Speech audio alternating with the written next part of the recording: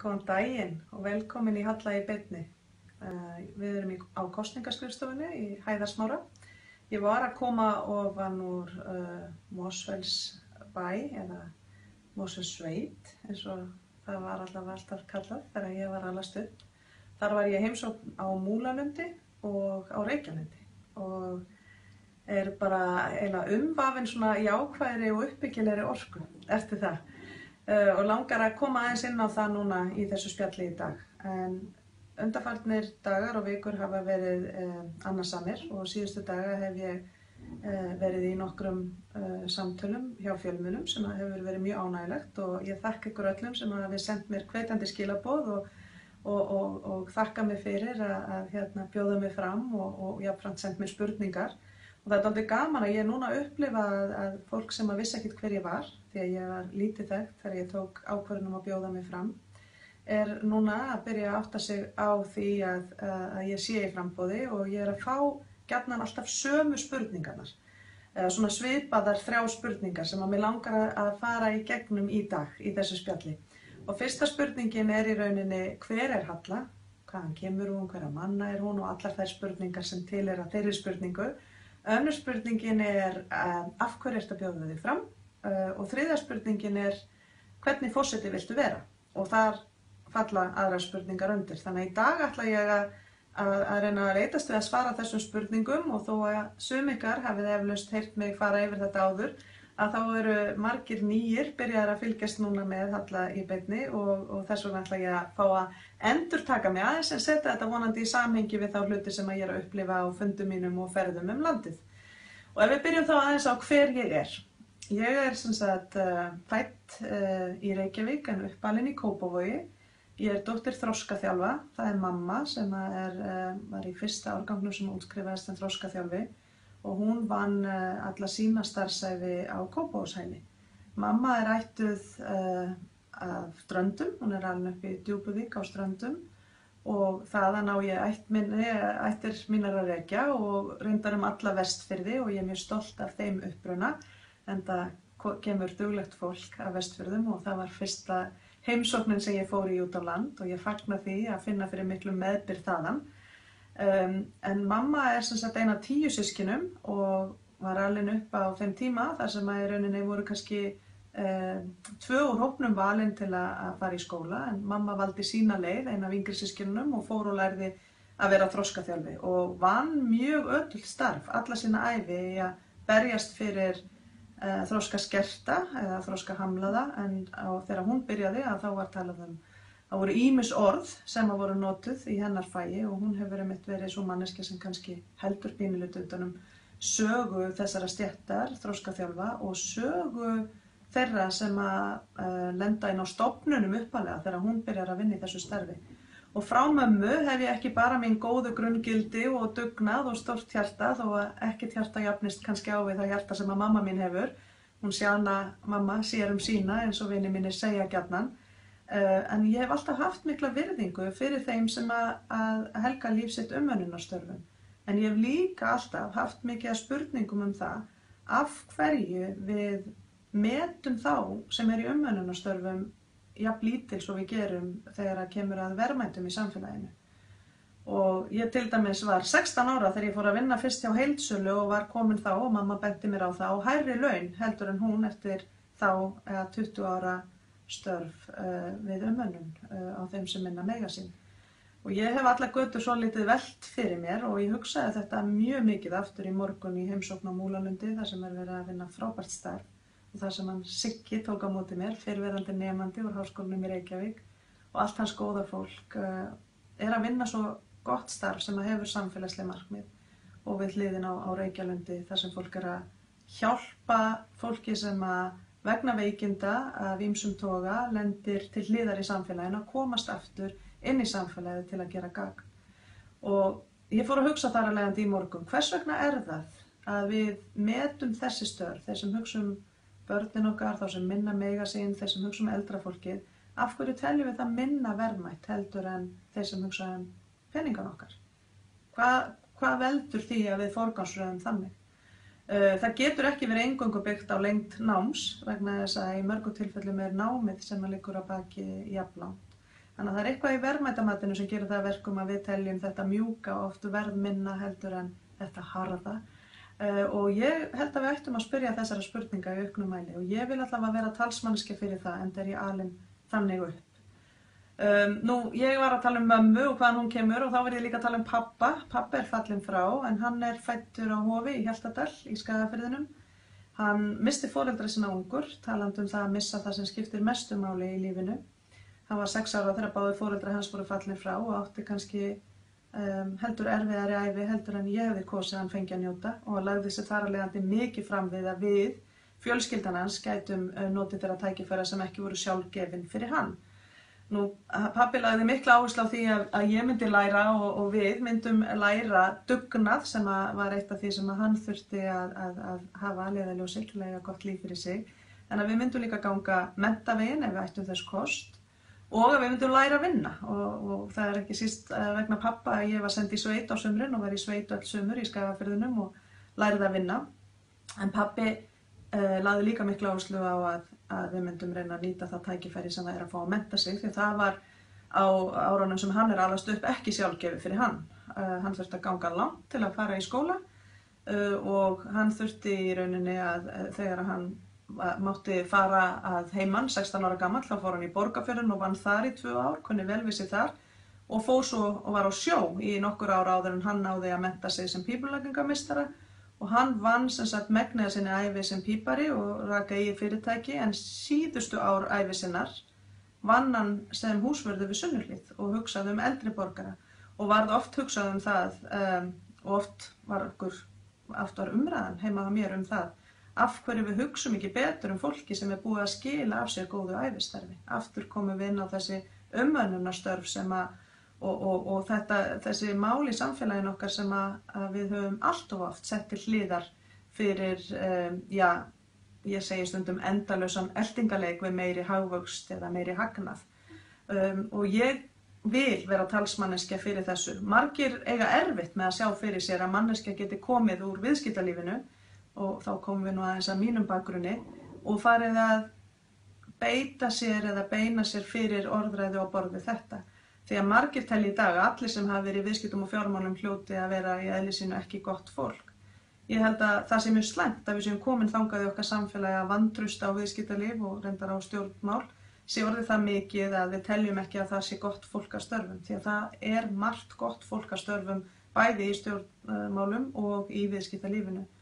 Og mér var minnistætt og ég sagði frá þessu á Múlalundi í morgun þessa sögu þegar að þið muni kannski eftir því þegar Suárez, fótboltamaðurinn, beit annan leikmann og mér varð sagt í hópi mæðra mér varð svo orði á fótboltaleik með öðrum mömmum að þetta væri nú ekki alltaf góðar fyrirmyndir sem að væru þarna á fótboltavellinum fyrir ungu drengin okkar og vísaði í Suárez. Og þá sagði ein góð mamman við mig, já, það nú ekki allir sem bíta. Og ég held að þetta sé ágætis svona myndlíking fyrir okkur að hugsa að þó að við séum vissulega með mörg dæmi það að siðferði hafi ekki verið eins og það átt á að vera og umhyggjan kannski ekki nægileg fyrir samfélaginu og umhverfinu á sviðum viðskipta og jafnvel stjórnmála undanfarin ár, að þá eru margir sem starfa á báðum vettvöngum sem að leggja sig alla fram og vinna á grunni góðra gilda. Og ég held að við þurfum svolítið að minna okkur á það.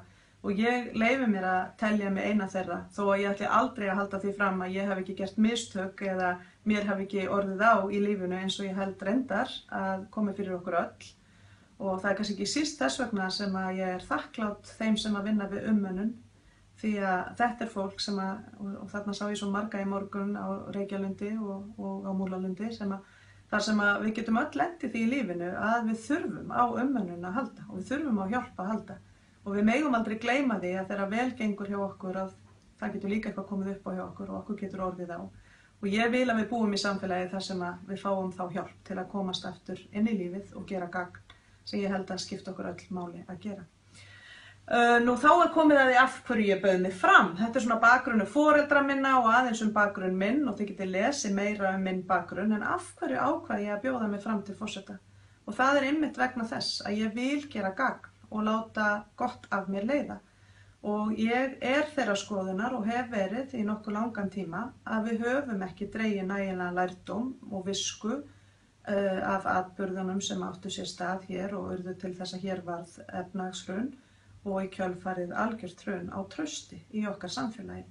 Og þetta sár sem var til í samfélagssáttmálanum og Páll Magnússon talaði einmitt í inngangi á Sprengisandi á sunnudaginn þar sem að ég var síðar gestur hjá honum í samtalinu þann morguninn, til staðar. Þetta sár til staðar og þó okkur hafa mörguleyti gengið vel að byggja upp íslenskt efnahagslíf í kjölfar þessa hruns, að þá höfum við ekki verið að sinna þessum mjúkumálum að græða samfélagssáttmálann. Og þegar ég hugsa það, þá skil ég það að mörgu leyti því að við lentum í áfalli og höfum haft mörgu að sinna síðan. En afleiðingarnar af því að missa traust í samfélagi eru miklar og sennilega traust dýrmætasta eign einstaklings, fyrirtækis og samfélags. Og þess vegna held ég að það sé bara óhjákvæmilegt að við núna brettum upp ermar, viðurkennum að sárið til staðar. Það var komið hrúður ofan á sárið en nýafstaðnir atburðir í kringum Panamaskjölin settu salt, hrúðurinn fór af, salt kom í sárin og við mistum pínulítið móðinn. Og maður heyrir allt of oft á ferðum sínum landið, þetta ógeðslegt samfélag eða við erum ekki heiðarleg eða hér ekki réttlæti eða hluti eins og þetta. Og þetta má ekki verða eitthvað sem við verðum sammála um. Við verðum að verða sammála um að fara í þá vinnu að byggja upp traust í samfélaginu. Og það gerum við með því að horfast í augu við það sem gerðist, ræða það og fara í uppbyggingu á grunni þeirra gilda sem þjóðin valdi sér. Og ég hef talað það mikið um það í fyrri spjöllum. Ég ætla ekki sérstaklega að fara út í það aftur núna, nema ég ætla að segja það heiðarleiki, réttlæti, virðing og jafnrétti sem að þjóðin valdi sér á þjóðfundi 2009 sem gildin sem eru þeim efst í huga um uppbygginguna. Og þetta eru gildi sem ég tengi við og ég held reyndar að við tengjum öll við ef við bara tölum saman sem manneskjur. Og ég hlakka til þess að taka þátt í að byggja upp samfélagið á Íslandi á grunni þessara gilda og vona að ég geti gert það sem fyrirliði á Bessastöðum. Nú, þá kemur spurningin hvernig forseti viltu vera og hvaða völd hefur forseti og getur forseti haft einhver áhrif á þetta. Þetta eru spurningar sem ég fæ mjög mikið. Byrjum á þess að tala um hvernig forseti ég myndi vilja vera. Ég myndi vilja opna Bessastaði. Ég hef talað fyrir því frá því ég tilkynnti framboðið. Ég sé fyrir mér opna Bessastaði sem bjóða börnin heim, halda menningaratburði í túninu og taka þátt í íslensku samfélagi. Ég sé fyrir mig fyrirliða og móður sem tekur þátt í íslensku samfélagi og ekki að setja sig endilega á okkur stall frá samfélaginu. Ég vil sjá Bessastaði sem beita sig fyrir umræðu og samtali í samfélaginu. Ég vil virða þingræðið og bera virðingu fyrir því starfi sem þar fer fram. En ég tel að þegar það kemur að umræðu langtíma hagsmuni okkar allra, hvert við erum að fara sem samfélag, að þá geti Bessastaði skipt mjög miklu máli og sé í rauninni eini staðurinn sem getur talað til allra og fyrir alla, hlustað á alla og virkað alla í samtali um framtíðina. Og það samtal sem við verðum að eiga. Ég ætla að taka eitt dæmi vegna þess að margir spyrja hvernig gerir forseti þetta. Ég sé fyrir mér að Bessastaðir geti árlega staðið fyrir þjóðfundum eins og við gerðum 2009 þegar við ræddum gildin í samfélaginu. Þessir þjóðfundur gætu haft mismunandi þema og kannski væri fyrsta þemað sem að ég allavega mér ofarlega í huga eftir hringferð mín landið og það hvernig við sem þjóð viljum að samspil aukningar í ferðaþjónustu fari saman við okkar viðkvæmu náttúru og okkar samfélag. Þetta heyri ég fólk tala allt land. Ýmsar skoðanir á lofti, en þarna þurfum við að hafa vit á að setja okkur stefnu, leita til annara. Ég var til dæmis að lesa skemmtilega grein daginn hvernig Cinque Terre, sem einn vinsælasti áfangastæður í norðurhluta Ítalíu, þar sem að þorpin 5, eða sem að fólk heimsækir og gengur á milli, orðin svo viðkvæm og illa farin að fjölda ferðamanna að þeir eru að tala um að setja kvóta. Ég ekki endilega að segja að við ættum að vera ég ekki endilega talsmanneskja þess, ég talsmanneskja þess að við þorum að leita bæði inn á við og til annarra landa eftir lærdómi og visku í þessum málum og að við þorum að taka samtalið sem samfélag og setja okkur stefnu sem að hugnast okkur öllum og þannig og gerð að við náum að nýta þau tækifæri sem ferðaþjónustan býður upp á en jafnframt hafa af því tekjur og geta byggt upp og varið okkar náttúru og geta tryggt það að samfélag okkar breytist ekki þannig að við viljum kannski ekki búa lengur í þeim samfélagum sem að verða fyrir mestum áhrifum. En það hefur til dæmis gerst í Feneyjum, svo ég vísa aftur til Ítalíu. Þannig að ég held að þetta sé samtal sem ég myndi vilja beita mig fyrir. Ég get nefnt mörg önnur. En stærsta verkefnið sem forseti yrði að mínu mati að virkja allt samfélagi með í að innleiða gildin sem að þjóðin vill byggja þetta samfélag á. Þarna horfi ég til þess að fá menntakerfið með í lið, fá allar stofnanir samfélagsins með í lið og þarna horfi ég til þess að vera fyrirliði sem hvetur til dáða, umræða, orða og aðgerða á grunni þessara gilda en ekki að beita einhvers konar hörðu valdi. Heldur einmitt vera fyrirmynd, vera fyrirliði, vera sá sem leiðir hugmyndafræðilega umræðu og hvetur okkur til þess að horfa á þessi mál sem við stöndum frammi fyrir frá mörgum sjónarhornum, vera tilbúin til að læra, vera tilbúin til að viðurkenna mistök, vera tilbúin til þess að tala saman það sem að við erum sammála og beina kröftum okkar þangað, frekar en að vera í endalausum deilum í sitthvorum liðunum. Því að við erum bara í einu liði og það lið heitir Ísland. Nú talandi það, að því að ég er svona þá aðeins búin að lýsa hvernig forseti ég vil vera, ég er samt með bein í nefinu og ég get alveg tekið erfiðar ákvarðanir. Ég hef gert það alla tíð. Ef þið skoðið minn bakgrunn og ferilskrá þá hef ég komið að uppbyggingu Háskólans í Reykjavík, leitt verkefni eins og Auði í krafti kvenna, byggt upp Auði Kapital, verið framkvæmdastjóri viðskiptaráðs þó það verið skamman tíma, komið að mikilvægum verkefnum þar, komið að því að setja þjóðfund á koppinn, unnið hjá alþjóðlegum fyrirtækjum, þar með talið fyrirtæki sem að taldi þá fleiri starfsmenn heldur en íbúar voru á Íslandi og þar hef ég á öllum þessum stöðum alltaf verið að reyna að vinna á grunni þess að það komi saman fólk með skýra framtíðarsýn, starfi á grunni góðra gilda og í kringum einhvers konar tilgang. Einhvers konar tilgang sem er mikilvægari heldur en bara fjárhagslegur arður eða bara hagvöxtur, eitthvað meira, eitthvað stærra. Og það held ég að þetta verkefni snúist fyrir okkur. Og ég tók einmitt í síðustu viku þátt í því og ætla rétt að enda svona á léttu nótunum, en ég tók þátt í ráðstefnu sem bar yfirskriftina viðskipti og fótbolti. Getur viðskiptalífið lært eitthvað af fótboltanum? Og þar var ég stolt móðir og gerði son minn líklega í fyrsta sinn verulega stoltan yfir mínum störfum, þegar ég var í pallborðsumræðu með Kevin Keegan og David Moyes og Andra Þór hjá Ölgerðinni og þessu var stýrt af Þórdísi Lóu hjá FKA. Og við áttum skemmtilegt samtal hvað þarf til að búa til árangursríkt lið og til að sigra og til að standa sig vel. Og það var svo margt skemmtilegt sem kom fram í þessu spjalli, en það sem gladdi mig mest var að þessar hetjur mínar úr fótboltanum og Andri sem að ég hef unnið með á vettvangi viðskipta voru sammála akkurat þessi mál, að góður leiðtogi, þessi mál sem ég hef verið að tala mjög mikið fyrir sem kennari og í viðskiptalífinu. Og það að gott lið verður til þegar þú horfir til framtíðar og veist hvert þú vilt fara. Þegar þú ert með eitthvað tilgang, veist af hverju þú ert að þessu.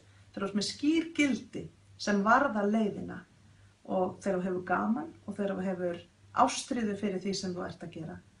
Og góður leiðtogi auðmjúkur og veit að það engin ein stjarna eða ein hetja sem vinnur leik eða sigrar markaðshlutdeild eða verður besta samfélag sem hægt að verða. Það einhver sem að leiðtoginn sem að nær að byggja upp slíkt lið, eða þjálfarinn, eða sá sem veit að það margir leiðtogar og allir gera gagn. Og það skiptir meira máli að þessi liðsheild og þessi liðsandi sé jákvæður og uppbyggilegur heldur en að vera með eina eða tvær stórstjörnur.